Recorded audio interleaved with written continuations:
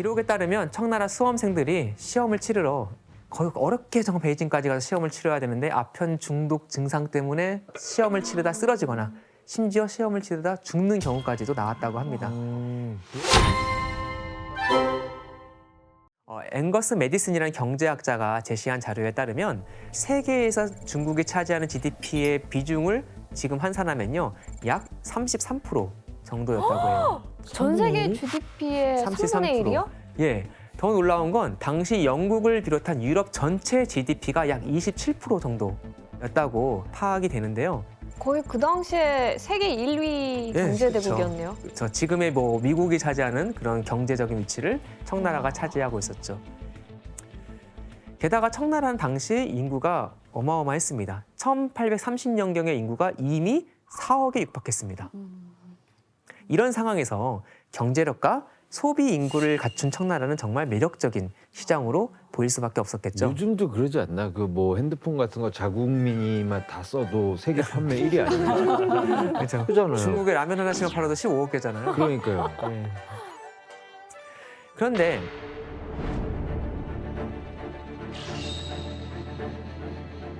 당시 영국은 산업혁명 성공 이후에 명공업이 발달해 있었고 면직물의 수출이 아주 절실했어요.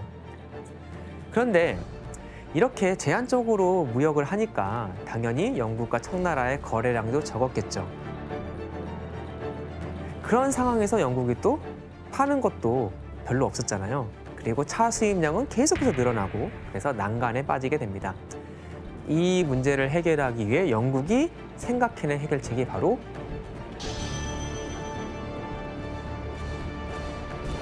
아편이었습니다.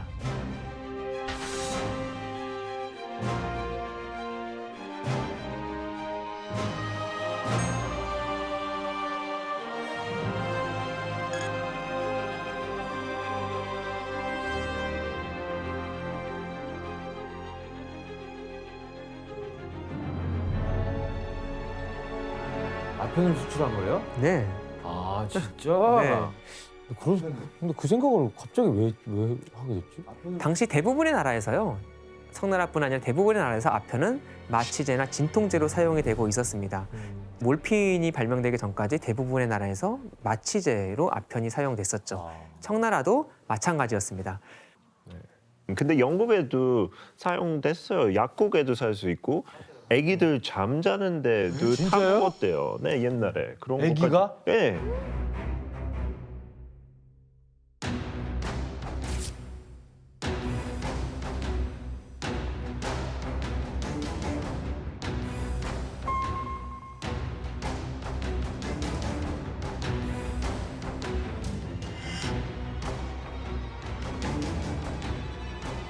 그러다가 18세기가 되면은 소수의 특권층 사이에서 구하고 쓸 수 있는 쾌락을 위한 사치품으로 그 용도가 바뀌게 되죠. 그래서 특히 황실과 상류층 사이에서 아편이 아주 인기를 끌게 되는데요. 그래서 아편이 좀 이미지가 바뀌어요. 좀 여유 있고 교양 있는 사람의 상징처럼 여겨지게 되는 거죠. 와. 그래서 만약에 어떤 고관의 집에, 귀족의 집에, 아니면 좀 높은 사람의 집에 초대를 받는다. 제일 먼저 차와 함께 아편을 대접하기도 했죠. 와. 그런 상황이 대접이었구나. 되어버립니다.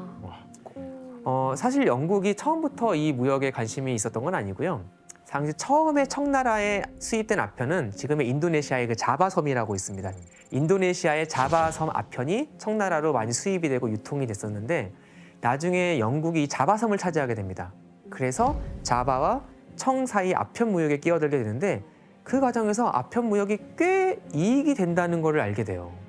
그래서 어쩌면 이 아편 무역이 우리가 그렇게 고민하던 무역 적자를 줄일 수 있는 열쇠가 될 수도 있겠다라는 가능성을 발견하게 된 거죠. 그리고 이때 이 과정에서 청나라의 아편 팔 것을 적극적으로 주장하고 나선 그런 곳이 있었습니다. 어디였을까요? 그 상인들은 아니겠어요? 그쵸? 동인도 회사? 맞습니다. 뭐 어디요? 동인도 동인도 회사. 회사. 동인도 회사가 뭐예요? 역시 민간 제가 기업. 몇 달 만에 뵀는데 너무나 많이 정말 역사 공부를 하신 것 같아요. 바로 영국의 동인도 회사입니다.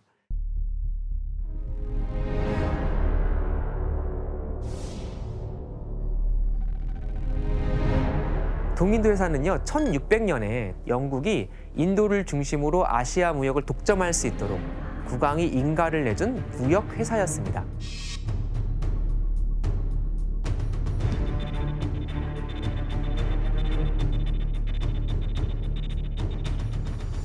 초기에는 향신료, 설탕, 면직물 등의 품목으로 무역을 하다가 나중에는 식민지에 직접 농장도 만들고 나중에는 사실상 식민지로 다스리기도 하죠. 사실 회사지만 영국이 거대한 제국을 건설하는데 동인도 회사가 정말 거의 큰 공을 세웠다고 할 수가 있겠죠.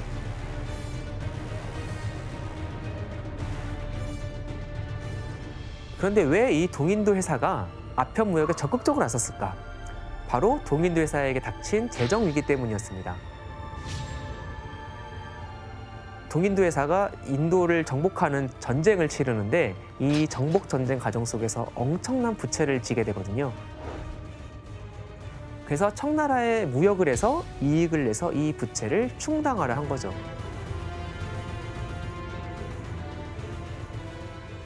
당시 청나라는 공식적으로 아편 무역을 금지하고 있었거든요. 이런 상황에서 생각해낸 방법이 바로 밀 수출이었습니다.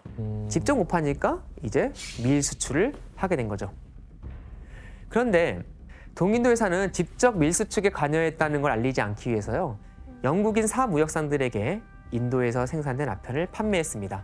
그럼 이 개인 사무역상들이 청나라 연안까지 가서 거기서 청나라 밀수업자들을 만나서 아편을 파는 거죠. 와. 그리고 밀수업자들이 들고 광저우에 들어가서 파는 거죠.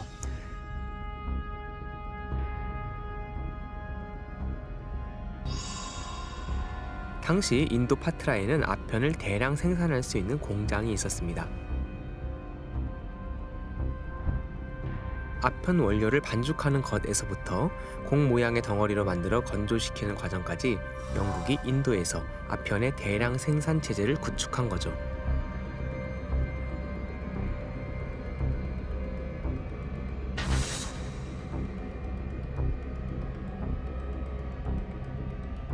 그러니까 영국이 춥잖아요. 위도도 높이 있고 네. 비도 많이 오고, 그래서 아편도 나지 않았어요. 그러니까 인도에서 나는 아편을 청나라에 수출을 한 거죠. 와. 네, 이런 방식을 삼각 무역이라고 합니다. 한번 볼까요?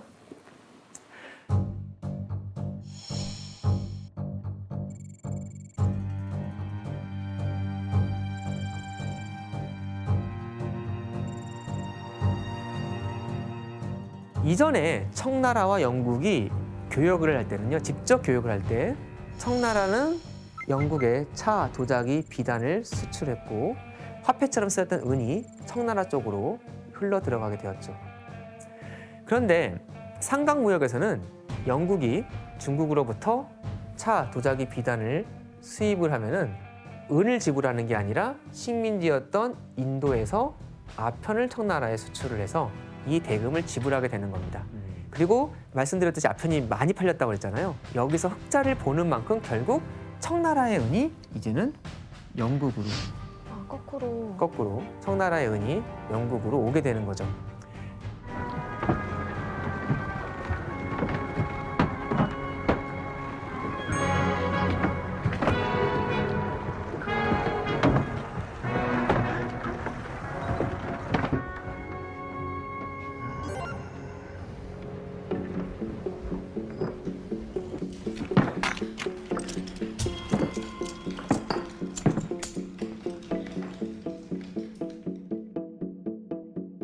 (19세기) 전반에 동인도 회사가 아편 수출에서 벌어들인 그 수익이요, 동인도 회사의 부채에 대한 이자 지불금과 거의 동일했다는 연구도 있습니다. 와. 이것만 봐도 동인도 회사가 아편 무역에 왜 그렇게 열심이었는지 우리가 알 수 있겠죠.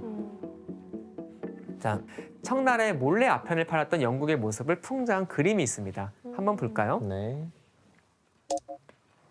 자, 청나라의 아편 판매를 강제하는 상인. 총인가? 네, 한쪽 손에는 총을 들고 있고 또 오피움이네요. 왼쪽에는 오피움, 네. 아편을 들고 오피움. 있죠. 이 그림은 미국 신문에 그려진 만평입니다. 바로 이 사람은 영국 상인입니다. 그리고 위협과 이 강압을 느끼고 있는 그 사람은 바로 청나라 사람이죠. 영국의 청나라를 향한 횡포를 나중에 이렇게 풍자하는 거죠. 당시 서양 사람들이 보기에도 영국이 하는 아편 판매가 그닥 좋은 이미지는 아니었던 것 같습니다. 아.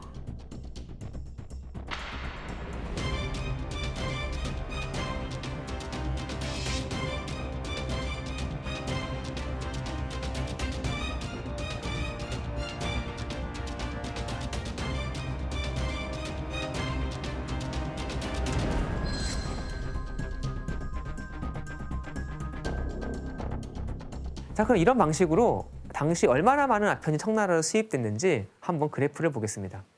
야. 톤이야 이것도. 자, 18세기 중엽까지만 해도요, 청나라로 수출된 아편의 양이 그렇게 많지는 않았습니다.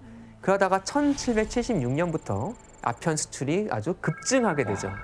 이런 추세는 계속해서 더 강화되어서요, 청나라의 무역 흑자가 감소하기 시작했고 나중에는 적자로 바뀌게 되죠. 청나라가 당시 수입했던 물품의 약 57% 정도가 아편이었습니다. 절반 이상이 아편인 거네요. 그렇죠. 아편 하나로 청나라가 열리지 않았던 그 문을 영국은 열고 있었던 거죠. 자, 그럼 이런 방식으로 오랜 시간 차 수입으로 인해서 엄청난 적자에 시달렸던 영국은 결국 이렇게 무역 적자 문제를 바로 아편으로 해결을 했던 거죠.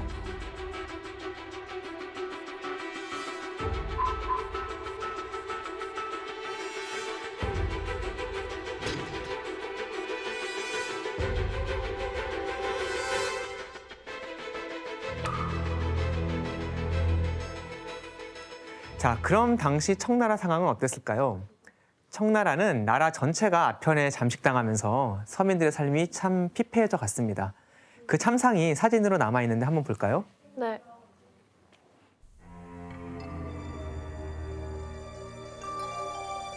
자, 사진 속 모습이 어때 보이세요? 근데 왜 이렇게 마른 근데 왜 말라요, 거예요? 진짜? 저기는 막 그냥 땅바닥 길거리에 누워 있는 거 아닌가요? 그러니까 노숙하듯이. 아편굴이라는 게 원래는 상점 같은 거였는데 나중에 워낙 이제 많이 퍼지니까 길거리에 그냥 누워서 아편도 팔고 하고 그렇게 된 거죠.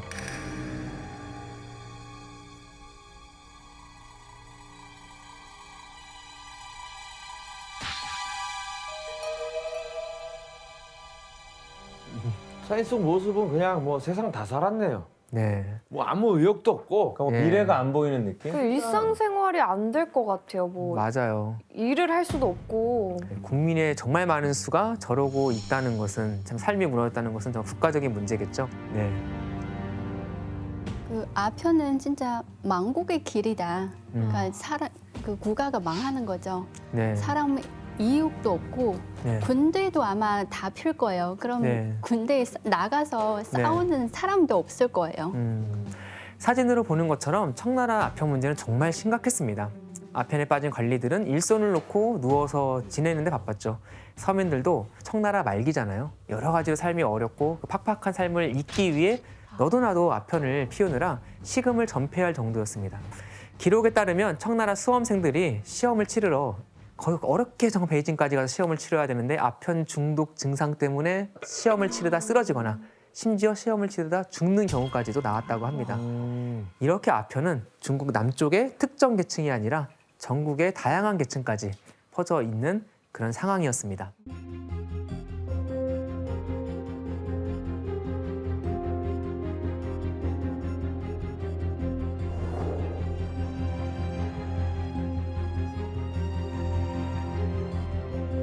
당시에 청나라가 이 아편 때문에 얼마나 상황이 심각했는지 네. 알고 계세요? 네, 아편 중독이 얼마나 심각했는지 그 보여주는 당시의 기록화가 있거든요. 이름이 수성 12경이라고 하고요.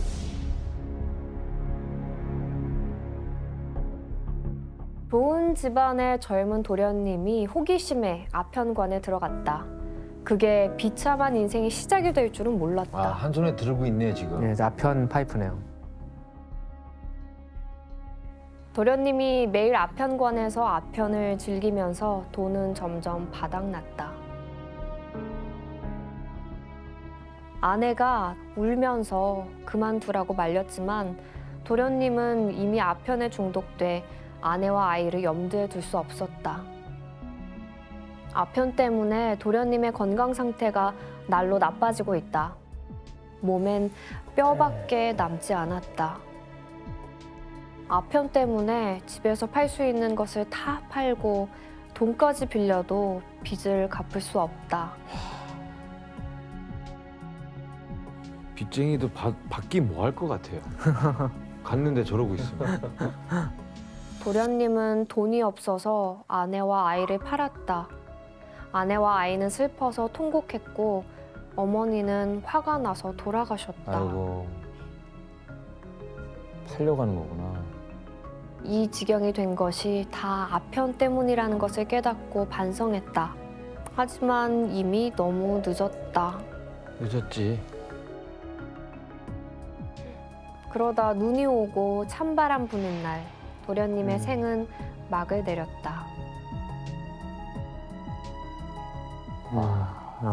정말 참 비참하네요. 네. 그렇죠? 보니까 어떤 생각이 드세요? 진짜 그 아편 하나로 사람 인생 그 한 가정이 망가져 버린 거잖아요. 네. 파탄이 난 네, 거죠. 파탄이 난 거죠. 중국 정부는 뭐 했어요, 그동안? 사실 그런 질문이 당연히 나오죠. 네. 그렇죠? 사실 아편이 청나라를 이렇게 잠식해 버린 데는 청나라 내부적 문제도 영향이 컸습니다. 당시 지방의 관리들 그리고 유럽을 상대로 독점 무역을 했던 공행들이 사실 아편 무역을 통해서 뇌물을 많이 받아서 적극적으로 움직이질 않았던 겁니다. 청나라도 하지만 이 사태의 심각성을 알게 되고 청나라 조정도 조치를 취하게 되죠. 사실 청나라도 이제는 사태가 이 정도가 되면 속수무책으로 더는 당할 수는 없었던 겁니다. 그리고 이때 아편에 빠진 청나라를 구하기에 한 인물이 등장하게 되죠. 누군지 한번 초상화를 볼까요?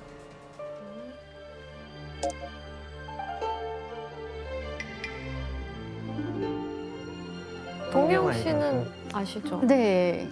그 임칙서 그 중국 발음으로 린저슈라고 하는데요.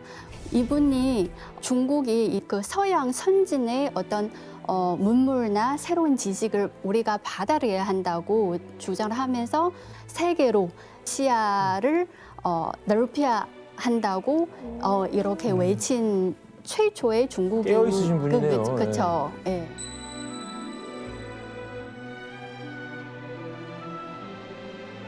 동혜영 씨가 말씀하신 것처럼 중국사에서 참 중요한 인물인데요. 이렇게 중요한 인물인 임칙서가 아편 문제에 대해서는 어떤 입장을 취했을까요? 당시 청나라 조정안에요. 아편 합법화 주장이 제기가 됐었습니다.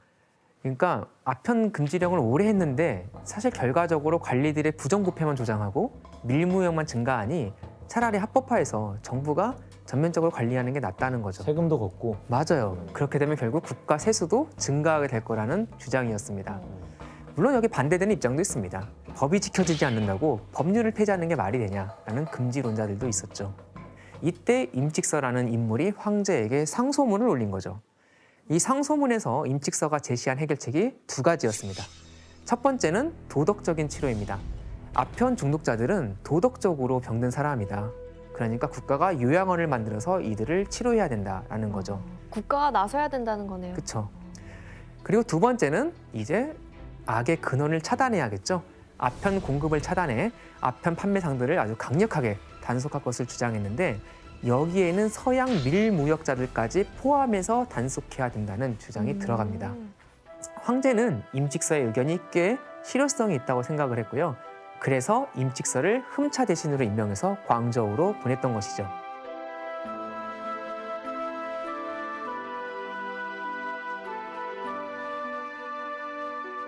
자, 그러면 임칙서가 광저우로 온 후 가장 먼저 했던 일은 무엇이었을까요?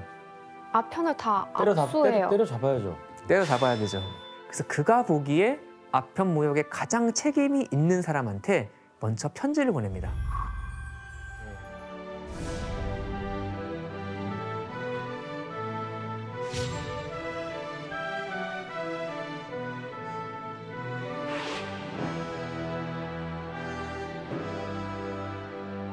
당신네 배는 청나라의 큰 이익을 보러 옵니다. 이 이익은 청나라 백성들로부터 나옵니다. 어떻게 당신네 외국인들은 그들에게 이익을 준 사람들을 해치려 이 독국물을 보내므로 자신들이 받은 특별한 혜택을 피해로 갚을 수가 있습니까? 우와, 멋있는데요? 예. 근데 실제로 진짜 맞잖아요. 맞는 말이죠. 그쵸. 끄덕끄덕하죠. 맞는 말인데 그 나라 여왕한테 이런 네. 말을 당당하게 할 수 있다는 거는 네. 임직서라는 사람이 되게 배짱이 있는 사람이었던 것 같아요. 사실은 이제 편지 자체가 공개 편지였기 때문에 빅토리아 여왕한테 직접 전달됐는지는 정확히 알 수는 없습니다. 빅토리아 여왕이 이 편지를 읽었는지 불확실하지만 편지를 공개하고 얼마 후에 타임즈 오브 런던이라는 신문에 이 편지가 실렸고 그래서 많은 영국 사람들이 이 편지를 보고 아편 무역에 대해서 알게 되고 또 실상 이렇구나 하고 충격을 받았다고 합니다. 그러니까 이게 공론화가 된 거네요. 이제. 네, 편지의 목적이 대의 명분을 주장하기 위함이었지 여왕한테 뭐 특정인에게 직접 전달하는 게 주된 목적은 아니었겠죠. 이렇게 편지를 통해 아편 문제의 불공정함을 알린 임직선은 이제는 그와 동시에 아편 판매상에게 물리적인 압박을 가하게 됩니다. 1,700여 명의 청나라 아편상을 체포하고 7만여 개 이상의 아편 파이프를 몰수한 거죠. 그런 다음 외국 상인들에게는 처음엔 아편을 그냥 넘기라면 안 주니까 이 아편과 차를 교환해 줄 것을 제안하는데 상인들은 이걸 거부하죠. 그러자 광저우에 있는 영국 상관을 봉쇄해버립니다. 그래서 47일간 350여 명의 서양인들을 구금해요. 그래서 결국 이들도 그들이 갖고 있는 아편을 넘겨주게 되죠. 와. 자, 그럼 이때 임직서가 넘겨받은 아편의 양이 얼마나 되었는가? 모두 120만 킬로그램이라고 합니다. 와. 감이 잘 안 오시잖아요. 상자로 2283개. 1톤 트럭으로 1200대 분량의 엄청난 양이죠. 당시 가치로 약 900만 달러의 가치였어요. 그리고 이제 문제는요. 이걸 없애는 것도 문제 아닙니까? 이렇게 많은 걸. 그렇죠. 임직선 이렇게 걷어들인 아편들을 폐기했는데 어떻게 없앴을까요? 태워버리나? 좀 문제가 있지 않을까요? 태우면? 그거 마약 되니까요. 그렇잖아요. 이거 흡입하는 마약인데 좀 문제가 되지 않을까요? 영국에 다시 팔아요. 영국에 다시 팔아요. 정말 창의적이네요. 싼 가격에. 정말 창의적인 오답입니다. 이제 이걸 어떻게 없앨까 좀 이렇게 연구를 하거든요. 그런데 알아낸 게 아편은 소금과 석회를 섞으면 그 성분이 이렇게 상당히 떨어진다는 것을 알게 됩니다. 소금이 있는 데가 어디겠습니까? 바다. 그래서 500여 명의 인부들을 동원해서 이들이 23일간 이 아편을 넣고 여기에 석회를 같이 부어서 용해시켜서 바다에 버려버렸죠.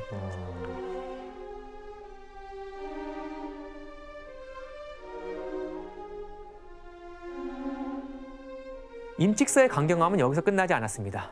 더 나아가서 모든 청나라 관리와 외국 상인들에게 서약서를 요구합니다.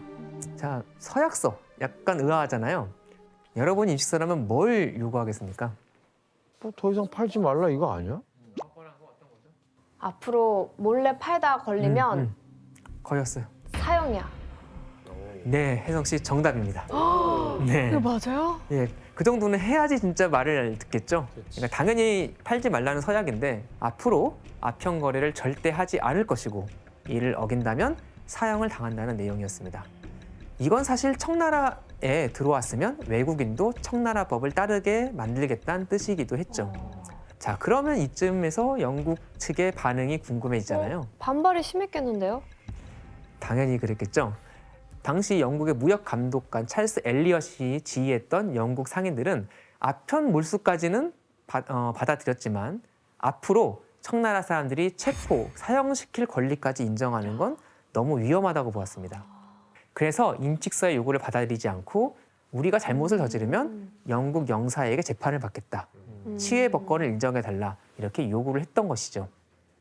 이렇게 점점 상황이 고조되는 가운데 한 가지 사건이 더 발생을 합니다.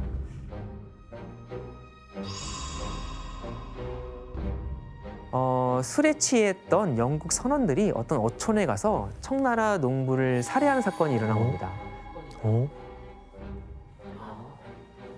사실 이게 외교적으로 당연히 문제가 되겠죠. 그래서 엘리엇이 재빠르게 영국 선원 2명을 체포하고 그리고 피해자 가족에게 배상을 해주겠다고 제안을 합니다. 그런데 임직선은 이거를 거부해요. 임직선은 범인의 인도를 요구합니다. 그리고 그리고 배상만으로 안 되죠. 그쵸. 하지만 이에 대해서 엘리엇은 영국 시민을 이렇게 쉽게 내어줄 수 없다면서 거부 의사를 밝혔고 이렇게 사태는 점점 악화되어 갔습니다. 얼핏 보면 양국 관리들의 팽팽한 기싸움 같아 보이기도 하지만 사실 이 두 국가의 충돌, 두 사람의 충돌은 영국과 청나라, 양국의 세계관 그리고 국제 질서 간의 충돌이기도 합니다. 그리고 이렇게 전혀 다른 원칙을 가진 두 국가 사이의 충돌은 점점 본격화되어 갑니다. 근데 교수님, 이 영국 국민들은 이 전쟁에 찬성을 했나요? 사실 그렇잖아요. 우리도 양심이 있다면 이거 대놓고 찬성하기는 어렵잖아요. 그렇죠. 사실 상당수의 사람들이요. 영국이 아편무역을 한다는 사실에 놀랬고 또 부끄러움도 느꼈어요. 그리고 반대하는 사람도 많았고 반대하는 여론도 꽤 높았습니다. 반면 해외 무역에서 영국의 이익을 보호해야 된다는 여론도 만만치가 않았죠. 결국 결정권을 행사한 곳은 영국 의회였습니다. 영국은 휘그당과 토리당에 의한 의회 정치가 자리 잡고 있었는데 자 그럼 당시 여당이었던 휘그의 주장은 어땠는지 규현 씨가 한번 읽어주실래요? 영국인들은 패배, 굴복, 치욕을 모르는 국가의 국민이며 국민을 위협하는 자에게 귀를 의심할 정도의 배상금을 받아온 국가의 국민입니다. 그들은 자신의 털 한 올이라도 상하게 하는 자는 반드시 처벌받게 된다는 것을 알고 있습니다. 그러니까 영국의 이익을 철저하게 보호해야 된다는 그런 의지가 들어가 있죠. 네. 그럼 반대로 야당에서는 어떻게 주장을 했을까요? 나는 이 전쟁이 얼마나 지속될지 말할 수 없지만 이것만은 확실히 말할 수 있습니다. 전쟁의 원인을 생각해 볼 때 이보다 더 부정한 전쟁이 있었단 것을, 이보다 이 나라를 불명예스럽게 만들 전쟁이 있었단 것을 저는 알지도 읽어본 적도 없습니다. 네. 그러니까 이런 전쟁이 있었다는 것을 난 들어본 적이 없다. 말들을 말이잖아요. 어렵게 쓰시네. 신사라 그래요, 신사라. 신사라 그래요. 사실 이게 영국의 운명, 더 나아가 청나라의 운명까지도 결정을 하게 되잖아요. 1840년 4월 하원에서 전쟁 여부를 묻는 투표가 진행이 됐고 결과는 271대 262. 얼마 차이가 안 단 났네요. 9표 차이로 결국 청나라의 영국군을 파견하는 것으로 결정이 됐습니다.